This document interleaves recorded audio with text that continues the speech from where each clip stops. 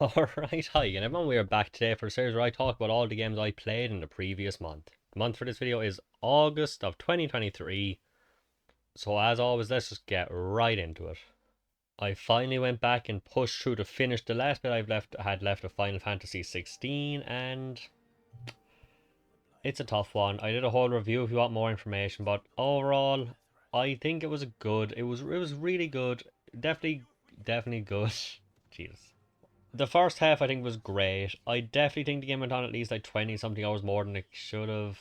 The combat got stale and boring. It got way too easy. I started to notice more and more little problems. As I've mentioned before, the quick time events were genuinely one of the worst implementation I've ever seen. It's a shame because I think I had a phenomenal start. I like a giddy child for the first few hours of it, but didn't last. I really wanted to like it more, but I couldn't. But the ending was really cool for the most part. I look forward to seeing what else they can do with it, but there's just too many things that really bug me about it for me to give it anything more than good. In particular, things I already mentioned, like the difficulty in the quick time events, just dying and being forced to start battle halfway through with half the health gone. It just took me out of it way too much, and like I said, it just went on way too long. I think they could have easily cut a good 20 hours of it. Too many fillery feeling things, so yeah. I'm really hoping the 7 Remake Part 2 will be way better because like the first one part because I need something to look forward to in Final Fantasy right now. I am back to Heavy Rain, I finished on stream, went back to get the Platinum Trophy which involves a bunch of the endings. It holds up very well. Going for multiple endings is really not fun because you have to do way too much of the same shit again, but I get it wasn't really designed for that, so it's one of my favourite PS3 games. It's always a pleasure to go back. I love it. I think I mentioned this last time. A lot of people seem to have Detroit as their favourite. I think this is easily the best of the David Cage games.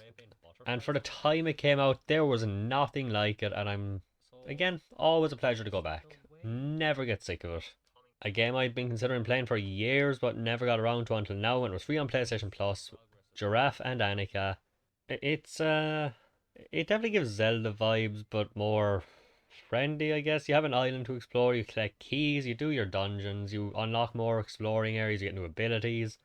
The best part about it for me is the story and the characters. It's cute as all hell. The cutscenes and the art are unbelievable. Some of the most beautiful things I've ever seen.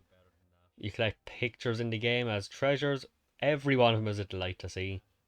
Outside that, there's really not much to say about it. I'm having fun with it, so I guess it holds up to what for the game I was for some reason had interest in playing for years without knowing anything about. It's definitely a very cute game. Cute enough to push through any problems. The biggest problem I have with it, there are so many occasions again where you have to have a separate character who's giraffe come with you. But he will stand still and you'll go to try to do something like, oh, I should probably have giraffe with me and you have to run all the way back and then run back and wait for him to fall. It's so stupid. It's fucking dumb. They should just have the character follow you by default, but other than that, I like it. Definitely worth the cheap price or if you have PlayStation Plus, free. Although I probably shouldn't even mention it because I literally just started it. I've not even done the tutorial yet. I got Armored Core 6. The first From Software game I bought new. It's the first time I bought more than like €5, but it might be up my head. I just wanted to play some more Armored Core. From Software has a great track record, so we'll see how it goes. It could be awful, it could be fun.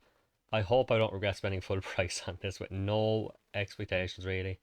As for stuff I've been playing on the channel, I've been on here. I'm still playing True Leader on Stitch on the PS1. Still a ton of fun. I just finished actually last week. Yeah, it was a blast. I think it's like my second, maybe third favorite of the Disney games I've played here so far. Beaten maybe by the Game Boy Advance one and by Tarzan. So far, yeah, definitely the best out of all the other ones. Like Lion King, Hercules, which was worse. And yeah, I like better than Atlantis even, which I was hit and miss. I already mentioned Giraffe and Annika as the other game I'm playing on the channel. I guess I should have kept that for here. Well, I'm playing Digimon World 2 on Twitch, and I think I've put like 10 hours into it, and about 6 of those hours were my fault. A waste of time. Probably more than that. I didn't know what I was doing. I was failing. It's definitely improved since I figured out how to play the game. Big shock. I'm trying to focus more on playing 1 or 2 games at a time, especially on Twitch fair for now on. So I don't know if I'm gonna get back to anytime very soon, but I do look forward to it. I think even when things were going bad, I also had this feeling like there was a good game buried in there, but I just had to I scrape past the difficult parts at the start to get to it. Because they have this weird thing, was like they start off like a 10 minute really overbearing tutorial, and then they just drop you in with no warning. So it took a while, but I think I'm getting to some fun parts. I've heard it's one of the hardest games people have ever played, so I don't know what I've got myself into, but I'm looking forward to finding out. And lastly, I've gone back to one of my absolute favorite games in the entire world, a childhood classic of Super Mario 64. Do I even need to say anything? It's Mario 64. It's one of the most famous, well-known, loved games in the world, and for good reason. Unfortunately, I'm playing on a old sitting controller, which I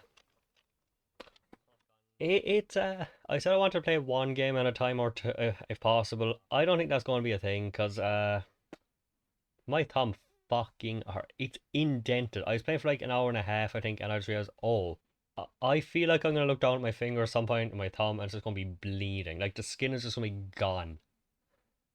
So I don't know if I can play it 2 days in a row. Not sure if it's my old weak thumbs or the old gone bad controller. Because, like I said, the stick, you probably see it moving. Maybe I don't know if it even. But the older they get, it's like the harder you have to push to move, which can be very quickly painful. A lot of people know like the blisters you can get when you spin the thing because of the ridges. This is painful as fuck after 2 hours. So we'll see how I feel about that and how things will go. But yeah, I'm pretty sure that's everything. As always, let me know what you've been playing this month. Let me know what new stuff you've picked up, what you've gone back to, and I will see you for the next one. See you then.